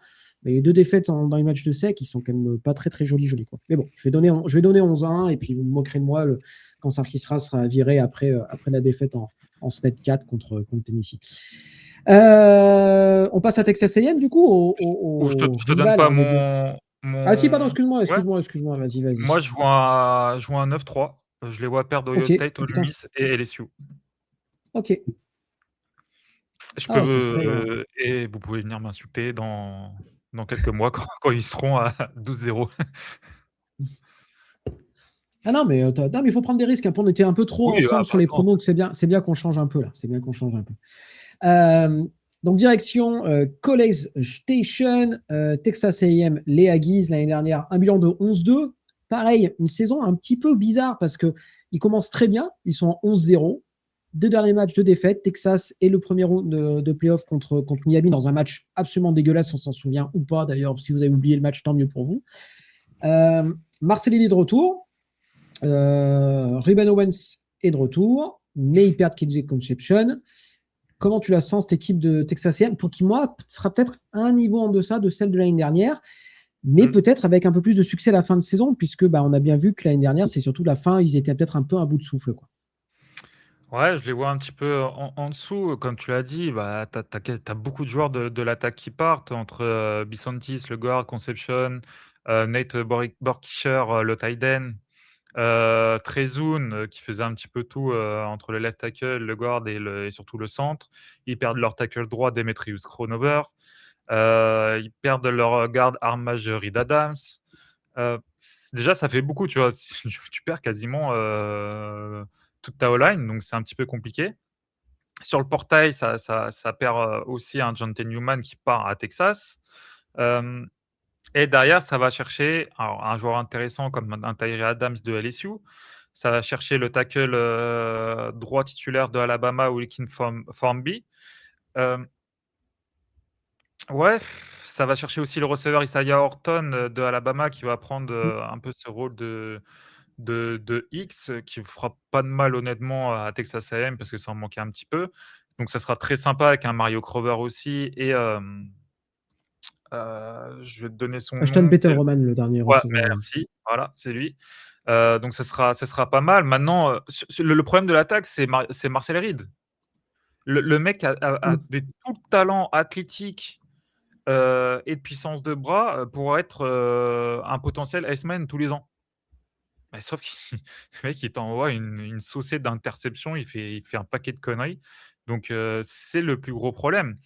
Hem, Ils ont un running back star, ils ont tout ce qu'il faut. Voilà, maintenant tu te poses la question quand même pour la O-line, mais si l'année dernière, de ce qu'il a fait avec tout ce qu'il avait autour de lui et là, il y a moins, bah, lui, il va falloir qu'il fasse un sacré step up, hein, parce que, Mmh. sinon ça pourrait être compliqué pour l'attaque de Texas A&M. Hem, il y a une grosse force par contre au niveau des DB, enfin dans le backfield. Tu as un mec comme, Ricky Gibson de Tennessee qui est arrivé. Tu as notamment aussi sur un joueur que j'aime beaucoup, sur la D-line qui est arrivé, qui est Ryan Anderson de San Diego State. Les pauvres San Diego State qui ont perdu, tout leur talent, c'est, voilà, dommage pour eux. Ils sont allés chercher aussi un Antosaka de Northwestern. Donc ils sont allés chercher des mecs intéressants sur, sur la défense, je pense aussi à un Reconnaît de tout ça, le linebacker. Ils ont pas trop perdu sur le portail des transferts, pas de joueurs hyper importants. Hem, ouais, mais je vois un petit peu moins. L'objectif, je pense que c'est de se qualifier en play-off. Mais est-ce que tu vas avoir, les victoires qui vont avec pour aller te qualifier en play-off? Je sais pas. Je sais pas. C'est Nouveau cordeau offensif aussi, hein, parce que Colin Klein est parti du côté de son alma mater, oui, bah, c'est Kansas vrai. State, pour être head coach. Euh, donc, on va voir ce que ça va donner aussi. Mais je suis d'accord avec toi, en fait, ça passera par Marcel Reed. L'année dernière, c'est 25 TD pour 12 interceptions. En 12 interceptions, c'est quand même beaucoup. Hein. C'est quand même Mmh. beaucoup. Hein. Donc et puis en plus, pour le coup, il y a eu des hauts et des bas. Par exemple, sur les défaites, il a été affront. Bon, c'est souvent, enfin, en général, quand tu cherches des explications aux défaites, c'est souvent le quarterback n'a pas été très bon, on est d'accord là-dessus. Mais voilà, en fait, c'est pareil, c'est pas un niveau plancher, en fait. Il alterne les trucs, le haut et le bas, et tu as besoin d'avoir quand même un niveau un peu régulier pour être, quand tu as en tout cas, tu as des aspirations fortes, tu as besoin de ça. Et Marcel Reed, il est tellement haut et bas que bah, si tu es bas dans un match contre une équipe qui est costaud, bah, tu le perds, en fait, ce match-là. Donc voilà, il est que Ouais, junior, hein, donc ouais, on va ouais, bien peut-être le sûr. laisser. Il a je te jure qu'il a raté des choses, c'est un Mmh. c'est un c'est un assassin, hein. C'est c'est du grand banditisme, hein, les choses qu'il rate et je te jure qu'il y avait de quoi devenir fou, hein. Je pense qu'un Casey Conception, il prend, 300-400 yards de plus, dans la saison s'il rate Mmh. pas ses passes, hein. Donc ouais, c'est déjà bien qu'il ait encore la confiance, bah, de toute façon, quand tu vois le potentiel, je pense que Texas A&M, ils se disent: «On va essayer jusqu'au bout». Au moins Mmh, bien jusqu'à la sûr. saison junior. S'il refait la même saison, ils vont le jeter, et ils vont le faire transférer, pour sa saison senior. Mais ouais, Sachant c'est que tu as une ligne à reconstruire aussi. Hein. Il reste plus que le centre, Marc Nabou, je crois, qui est de retour. Le reste, il y a une ligne à reconstruire aussi. Ouais, en fait, pour moi, il y a quand même des points d'interrogation dans cette équipe de Texas A&M, en fait. C'est ça qui me laisse à penser que c'est quand même un degré en dessous, par exemple, de Georgia, de Texas, d'Ole Miss, ou voire même de LSU, si tu veux. mmh Parce que je pense qu'il y a quand même moins de certitude. Tu peux avoir des hauts très hauts, il n'y a pas de souci, mais les bas sont quand même potentiellement bas aussi. Et puis je pense que KC Conception, on se rend pas compte de la soupape de sécurité que c'était en fait. Mmh. Et sans cette soupape de sécurité-là, ça sera peut-être beaucoup, beaucoup plus compliqué.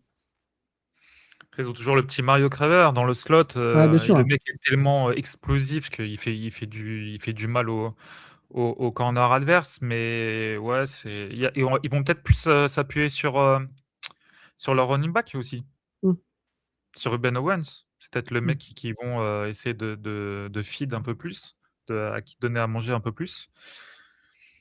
Ouais, j'ai du mal à être hype, tu vois? Je les vois perdre quand même plusieurs matchs, quoi, donc tu vois, un Oklahoma en Mm, avant-dernier match, je dis: «Ça peut paumer». mm, Tennessee sur la fin de saison, si, Brandon Fraser, c'est lui qui mm. joue, qu'il a pris le pli, ça peut perdre. Hem, Alabama, c'est pas gagné, ouais. Moi, je Là, tu pense as que un match en semaine 2, tu as Arizona State à Arizona State. Alors, bon, Arizona pas State est simple. peut-être un peu moins fort qu'il y a quelques. Mais voilà, mais pareil, quoi. Je veux dire, si tu perds là, tu sens que ta saison va être un petit peu galère, quoi. Donc, Ils derrière, tu reçoivent, attaques le match de Arizona steak. State. Ils reçoivent. Ils reçoivent Arizona State, pardon. Donc, encore plus, quoi. Il faut vraiment gagner à domicile, quoi. Qu'on soit très clair. Mais ouais, le calendrier est pas simple. Tu finis par quand même Oklahoma et Texas. Texas, depuis le retour de Texas en sec, c'est 2 victoires pour Texas, 0 pour Texas A&M. Au bout d'un moment, Michael Coe, il va falloir quand même qu'il gagne les matchs importants et ce Lone Star Showdown, il en fait partie. Donc voilà, l'année dernière, Texas a cassé carrément la saison de Texas A&M un petit peu en les battant à ce moment-là. Est-ce que ça ne serait pas l'occasion de Texas A&M de rendre la monnaie de la pièce à Texas en cassant la saison de Texas parce que potentiellement Texas ferait une énorme saison à ce moment-là, quoi. Ouais. Ouais, ouais, mais j'ai quand même du mal à avoir plus de 7 victoires. Ah oui, Ouais, ouais, je alors peut-être que je me ok. fourvoie Ouais, complètement, hein. ouais, Je veux bien, il y a pas de souci, mais ouais, si tu prends, bah, déjà Arizona State, bon, je pense que ça passe quand même. Kentucky, hum, c'est possible que ça passe, peut y avoir une surprise, mais allez, tu pars sur 4 victoires sur les 5 premiers hum, matchs. À Missouri, ça si ça clique, bon, ouais, je pense pas que ça 5, 1 victoire, 6. Ouais, j'ai du mal à même des fois même à mettre 7 victoires, j'ai du mal donc ok. moi je pense qu'ils vont avoir 7 victoires quand même. Hum. Maintenant c'est Marcel Reed, prime ou Marcel Reed, 2025 quoi. Ou, C'est Marce- ça que ou Marcel Lee version française, quoi. Donc voilà, ouais. avec. Bah, il lit pas grand chose de sur le terrain donc c'est peut-être le problème. Tant qu'il lit les défenses, on est d'accord, ça sera déjà bien. Ok, alors tac, tac, tac. Moi, je vais dire 9-3 quand même parce que, Ah ouais? Putain. ouais, je pense qu'ils vont gagner un des matchs parmi Texas, Oklahoma, Alabama et LSU. Euh, je les vois gagner Mmh. contre Arizona. Je les vois bien gagner à LSU, par exemple, tu vois, un truc un peu comme ça. Parce que, pareil, Ouah, on LSU, ça leur sera donne juste à la beaucoup sortie. de défaites à LSU quand même, là, hein. J'arrive même plus à me souvenir ce que j'ai donné comme truc à LSU. Je dis potentiellement, mais tu vois, je cherche une victoire contre une équipe ouais, 9-3, ça me semble pas déconnant. Tu perds contre Oklahoma, Texas et LSU, tu peux peut-être gagner à Alabama, par exemple. Tu vois, c'est pas Mmh. impossible. C'est pas impossible. Parce que moi, Alabama, je suis pas hyper haut sur eux, donc surtout avec les difficultés en attaque. Donc, je vais donner, je vais donner 9-3, moi. Je vais donner 9-3. Et puis, de toute façon, Geoffrey a pris l'extrait, il l'a mis en sonnerie de réveil, et comme ça, il pourra te la ressortir euh, au cas où la saison se passe bien pour lui. Très bien, on passe directement au dernier, qui était historiquement un dernier de la classe, mais c'est plus le cas maintenant. Alors, ça va être peut-être un petit peu plus compliqué, mais direction Vanderbilt. Saison historique l'année dernière, menée notamment par cet extraordinaire joueur qui était Diego Pavia. Diego Pavia n'est pas là, n'est plus là. Jared Curtis, un quarterback true freshman, devrait reprendre sa place. C'était une meilleure recrue lycéenne l'année dernière. Bon, à quoi s'attendre de Vanderbilt sans Diego Pavia, c'est toute la question. Ouais. Bah, c'est ça à quoi s'attendre en fait, parce que ça quand tu regardes, ça a pas perdu beaucoup de joueurs, ça a perdu Diego Pavia et Eli Stowers. À draft, sur le portail de transfert, ça perd un Rondon, Fontenette vers Colorado et le receveur Trey Richardson vers Louisville. Mais entre guillemets, c'est tout quoi. Hem, Ça va chercher des joueurs assez intéressants sur le portail comme un Jacori Thomas, le receveur de Dominion. Cole Adams, petit receveur slot qui est en peine de temps de jeu de Alabama. Ça va chercher un Javonte Connor, le tight end de East Carolina. Pareil, East Carolina, qu'est-ce que ça envoie comme joueur sur la SEC? C'est fou. Ça va chercher un Ricardo Jones, le safety de Clemson. En fait, ça va chercher plein de beaux joueurs et notamment des profils comme un Bo Johnson de North Dakota State, le offensive tackle, qui sera super intéressant à développer. Et ils vont chercher le centre de Pitt qui était plutôt pas mauvais, Lyndon Cooper. Euh, Il il y a des belles arrivées. Maintenant, bah, je pense que Jared Curtis va être le QB1. Je pense que Oui, s'ils c'est l'ont ça. fait venir, ils lui ont dit: «T'inquiète, tu vas jouer». Hem, Qu'est-ce qu'il en est de ce joueur? Je sais pas. Je pense même pas que ce soit le joueur star à l'heure actuelle. Je pense que c'est plutôt leur safety CJ Hurd. Mm. Hem Et je pense que c'est bien, ça enlève aussi un petit peu de pression, De aux pression, ouais, jeunes c'est clair. quarterbacks. Maintenant, je pense que Vanderbilt, ils ont réussi à passer un petit cap, notamment avec, bah, ces 2 dernières années et surtout l'année Mhm. dernière et avec le recrutement de Jared Curtis. Mais pour garder un Jared Curtis, il va falloir gagner des matchs et surtout ceux qui sont à leur portée pour essayer de construire autour de lui et l'an prochain sur le portail ou avoir des meilleures classes de commit dans l'État. Parce que leur classe de commit de cette année, elle est pas dégueu, 33. Mm. Tu vois, c'est, composite 33 pour Vanderbilt. Moi, ça me paraît plutôt pas mal. Donc, voilà, il va falloir aller, gagner, face, aux entre guillemets, «aux petites, équipes de SEC», mais Mm. essayer de créer une petite surprise par-ci par-là, quoi. Mais ça me paraît quand même un petit peu compliqué pour cette année. Ouais, sachant que, qu'on soit très clair, hein, il ne faudra pas attendre de Jared Curtis une saison à Diego Pavia, hein, qu'on soit très clair. Mais c'est les C'est saisons pas le aussi même qui te type permettent de de construire. joueur, Tout à fait. Diego Pavia, c'était quand même le joueur qu'on aime bien en college football, double menace, c'est le mec que tu peux mettre un peu partout, ça va matcher. Jared Curtis, c'est pas la même chose, quoi. Ah, c'est clair, hein, c'est plus un pocket pasteur traditionnel, hein, Jared Curtis. Donc, pareil, il va peut-être falloir remodeler l'attaque aussi en fonction de ses qualités à lui, plutôt que voilà, du système, entre guillemets, qui est mis en place. Euh, mais je pense que, tu vois, c'est les saisons l'année dernière et l'année d'avant, c'est les saisons qui te permettent de construire un effectif, c'est-à-dire de mieux recruter, d'avoir un effectif plus profond, tu vois, moins compter sur une star, parce que, ok, une fois, tu auras un Diego Pavia, mais tu en as un tous les quoi, 20 ans, 15 ans, tu vois, dans les équipes. Surtout quand tu t'appelles Vanderbilt. Donc, tu as besoin d'avoir un effectif plus fourni, et ça a été le cas. J'ai l'impression que c'était le cas, notamment grâce au portail des transferts. Donc, voilà, donc, je pense que ce sera plus compliqué, hein, qu'on soit très clair. Hein, je ne vois pas du tout 10 victoires l'année prochaine, hein, qu'on soit très clair, enfin cette année. Mais voilà, déjà, s'il continue à pouvoir jouer un bowl, ça sera déjà bien. Ça veut dire que tu vois, maintenant que ton plancher, j'ai beaucoup utilisé plancher au plafond, mais ton plancher, c'est un bowl. Et pour une équipe comme Vanderbilt, c'est énorme. C'est énorme. Ah ouais, ouais. Donc, voilà, ils ont des matchs. Il y a un match qui va être important, c'est NC State. Hein, c'est un match en semaine 3. Voilà, celui-là, il sera important parce que ça te permet de jauger aussi et de prendre une victoire avant d'avoir le calendrier sec, parce que le calendrier de la sec, sans être insurmontable, il est quand même relativement compliqué, notamment en octobre avec un déplacement à Georgia suivi de Ole Miss à domicile. Voilà, il n'y a pas de, je crois qu'il n'y a pas de Bama, je crois qu'il n'y a pas Texas. Donc, il y a quand même des, comment dire, des éléments qui sont plutôt. Il y a Bama, pardon, mais il n'y a pas Texas, il n'y a pas Texas A&M, il n'y a pas Oklahoma. Donc, il y a quand même quelques Mmh. gros que tu évites. Donc, tant mieux pour eux. Tu n'as pas LSU non plus. Donc, voilà, il faut capitaliser là-dessus. Mais voilà, il faudra gagner des matchs. Tu as Auburn qui sera un déplacement à Auburn, c'est pas simple. Déplacement à Mississippi State, tu sais, pareil, ça peut être un peu bourbier. En fait, c'est ces matchs-là qui vont donner, en fait, savoir à quoi va ressembler cette Vanderbilt. Parce que Vanderbilt classique, ils perdront à Auburn. Ils perdront Mmh. à Mississippi State, si tu veux. Mais si c'est un Vanderbilt qui a passé un niveau, ils vont gagner ces matchs-là. Et donc là, ça sera positif pour le futur. Donc, je vais faire un peu. Je vais quand même battre NC State, même si ça va être difficile. Je fais une défaite, deux défaites. Allez, je vais dire un 7-5, ce qui sera déjà bien. Hein, ce qui sera déjà bien. Ouais. Déjà, c'est bien Austin Peay et Delaware, week 1, week 2 pour se mettre en jambes pour, Jared Curtis. Je pense que derrière, ça gagne à NC State. Je pense que ça bat Arkansas. Donc on est à 4 victoires. Après, tu as Mm. Mississippi State, qui est jouable, même si c'est un déplacement. Donc allez, potentiellement, tu as 5 victoires. Ouais, en fait, c'est essayer de créer une surprise, en déplacement à Auburn et à Mississippi State. Je pense que ce serait déjà pas mal et la victoire à Arkansas. Mais ouais, je pense que moi, je reste à 6 victoires, max. Ok. Mais ce qui sera, comme je vous dis, déjà Très très très bien. bien pour Vanderbilt en fonction de ce qu'ils ont perdu. Parce que voilà, tu n'es pas indemne quand tu perds un joueur du calibre et de l'aura d'un Diego Pavia en college football, là, qu'on soit très clair. Hein.